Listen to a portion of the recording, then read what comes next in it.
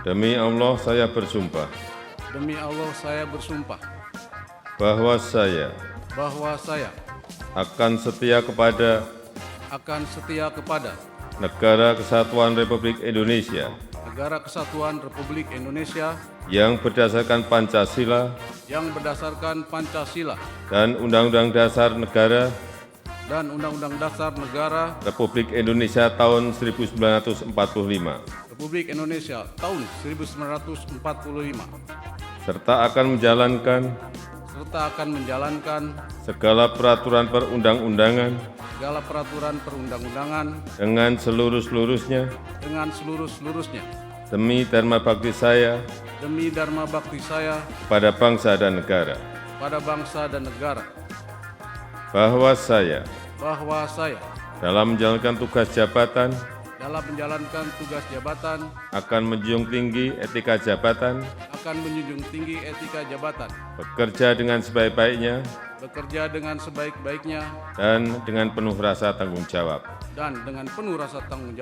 bahwa saya akan menjunjung tinggi Sumpah Prajurit.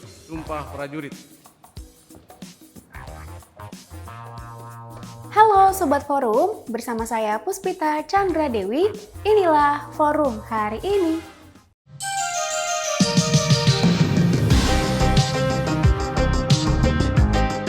Sebelum kita masuk ke beritanya, jangan lupa like, subscribe, komen, dan nyalakan loncengnya. Sekarang, yuk kita ke beritanya. Berita pertama.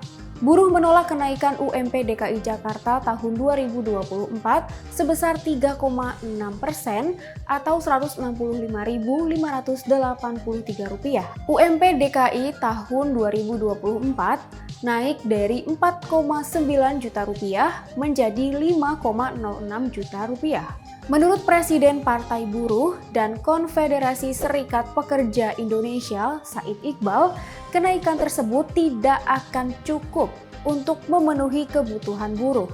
Oleh karena itu, buruh meminta kenaikan UMP sebesar 15%. Saat ini, UMP DKI Jakarta sebesar 4,9 juta rupiah.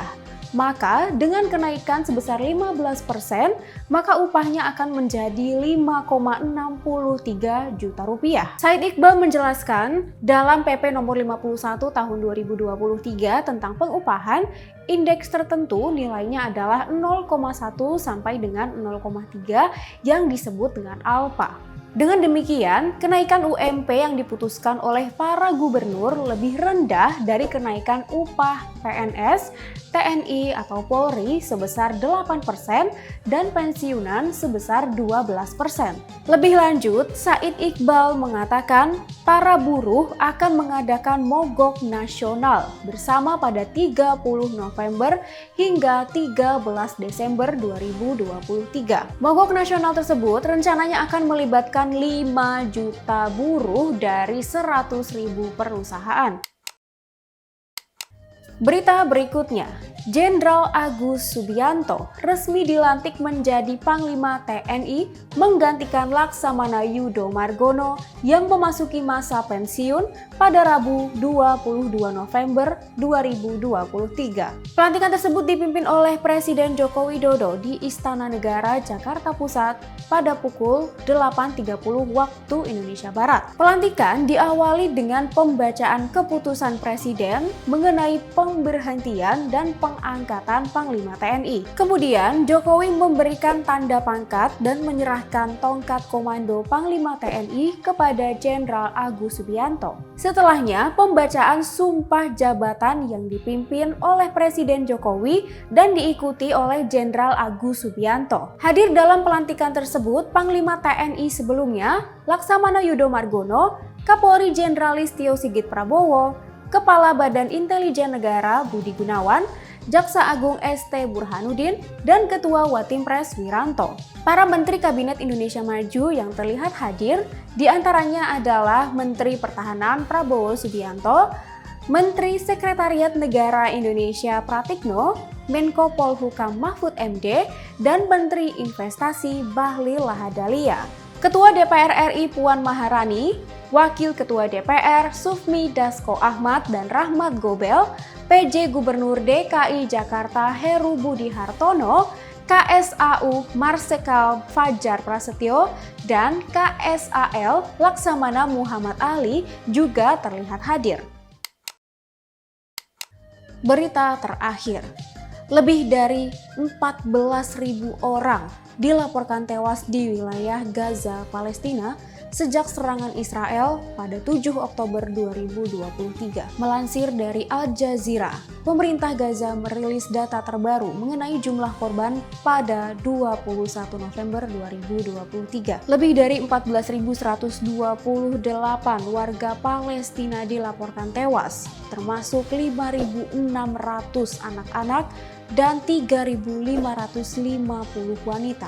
Sementara itu, korban luka mencapai sekitar 33.000 orang dan lebih dari 6.800 orang dilaporkan hilang, baik terjebak di bawah reruntuhan dan dalam bentuk jenazah yang belum teridentifikasi. Serangan Israel telah mengakibatkan 44.000 unit perumahan di Gaza hancur dan 230.000 unit rusak. Sedangkan 26 rumah sakit dan 55 pusat kesehatan tidak dapat beroperasi. Salah satu RS yang tidak dapat beroperasi adalah RS Indonesia di Gaza. Pada Senin 20 November, Kementerian Kesehatan di jalur Gaza menyebut sebanyak 12 warga tewas dalam serangan Israel ke rumah sakit Indonesia. Kementerian Luar Negeri Republik Indonesia pun hingga kini masih hilang kontak dengan 3 WNI yang menjadi relawan di RS Indonesia. Demikian berita-berita yang dapat kami rangkum untuk forum hari ini, Rabu 22 November 2023. Untuk semua Sobat Forum, jangan sampai lupa terus update berita-berita terkini kalian di www.forumkeadilan.com. Saya Puspita Chandra Dewi, sampai jumpa.